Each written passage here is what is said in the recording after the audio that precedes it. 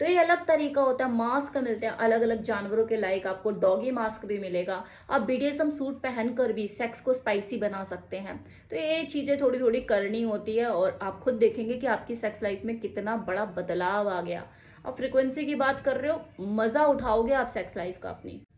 कोई फीमेल बिना सेक्स के कितने दिनों तक रह सकती है? मतलब क्या दुश्मनी है आप लोगों की? क्यों उसे सेक्स से वंचित रखना चाहते हो? अगर उसने बिना सेक्स के रहना सीख लिया तो आप लोगों के लिए परेशानी हो जाएगी ना। क्या करती नहीं है, कभी मूड ही नहीं करता, इसका पता नहीं क्या कैसी औरत है।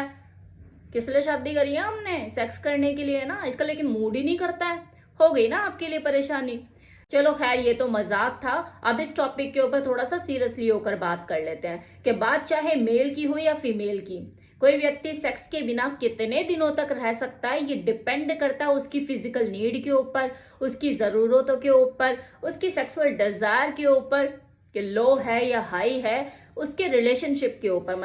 मतलब उसके पार्टनर के साथ, जिसके साथ वो रिलेशनशिप में है, उसके साथ उसका रिश्ता कैसा है, इंटीमेसी कैसी है, वो इमोशनल बॉन्ड कैसा है, वो एक दूसरे से वो कनेक्शन महसूस करते हैं। इसी तरह से बहुत से ऐसे कारण होते हैं जो दो लोगों के बीच होने वाले सेक्स की फ्रिक्वेंसी को प्रभावित कर सकते हैं। 6 महीने से ज्यादा टाइम हो गया और दो लोगों के बीच में वो सेक्सुअल रिलेशनशिप नहीं बना, तो ये साइन होता है ऑलमोस्ट सेक्सुअल डिसफंक्शन का। मतलब वो एक सेक्सलेस मैरिज, एक सेक्सलेस रिलेशनशिप में है।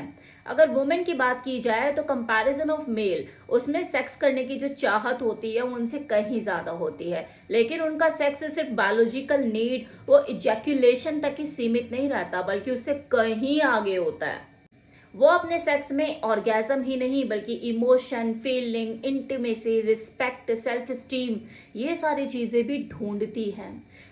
वो इंसान जो उसे बेड पर फेमिनिन फील करा दे, ऐसे इंसान के लिए वो ऑब्वियसली पागल हो जाती है। उसके अंदर ये काबिलियत है कि वो लंबे टाइम तक बिना सेक्स के रह सकती है, लेकिन ये उसकी चॉइस नहीं बल्कि मजबूरी हो सकती है, क्योंकि उसे वही वाला सेक्स चाहिए, उसी तरह का जो उसने पहले कभी एक्सपीरियंस किया, जिसमें उसे मजा आया। फिर वो चाहे अपने पार्टनर के साथ ही उसे मजा आया हो, लेकिन वही एक्सपीरियंस उसे बार बार करना है। वही सेल्फ रिस्पेक्ट, वही सेल्फ स्टीम, वही इमोशन, फीलिंग, यही उसकी खुराक है, यही सेक्स, यही वाला सेक्स उसको चाहिए।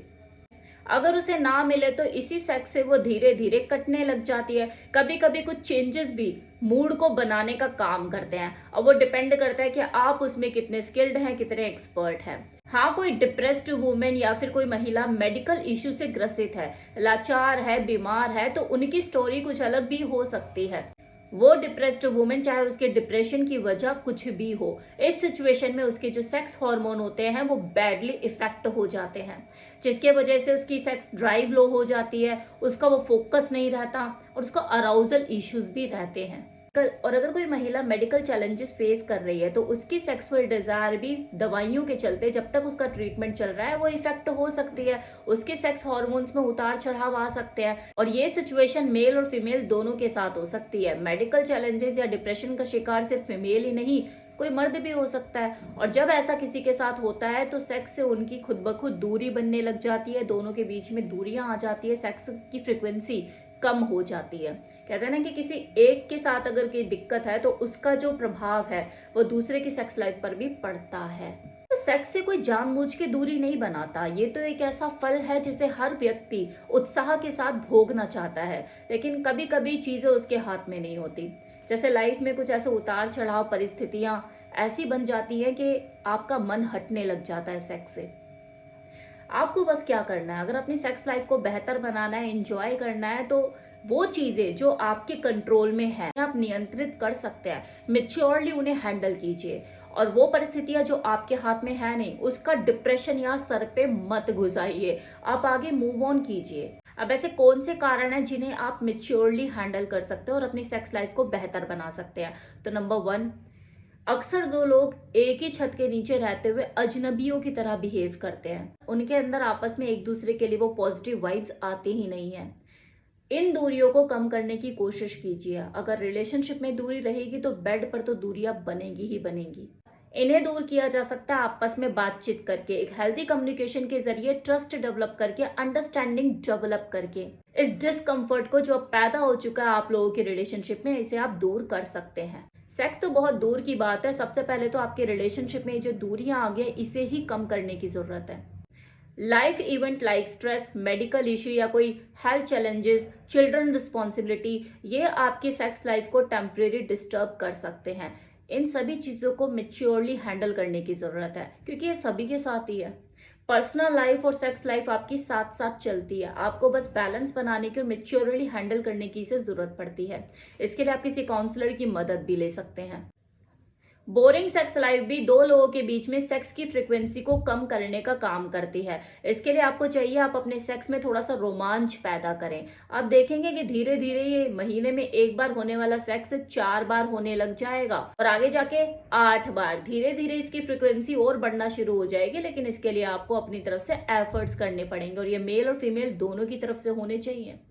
और चलो अगर कोई मर्द पहल कर रहा है तो उस औरत को भी चाहिए कि वो उसमें पार्टिसिपेट करे, तभी ये चीजें हो पाएंगी। इसके लिए आप क्या कर सकते हैं, ब्लाइंड फोल्ड जैसे एक्ट को ऐड कर सकते हैं, जिसमें आंखों पे पट्टी बांधकर सेक्स किया जाता है।